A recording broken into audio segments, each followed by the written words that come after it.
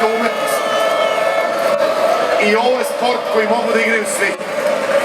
I neka to znaju oni najmlađi, neka se ne stide i da sa koji kilogramom više dođu na rukometne terene i zaigraju.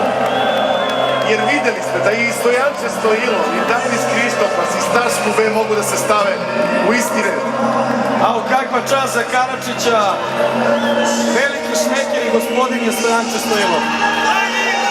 Igor Karadžić je prvi podići pehar za prvaka Evrope namenjen 2019. godine uz čuvenu pesmu Flina, koja u ovakvim trenucima ne može da zvuči patetično.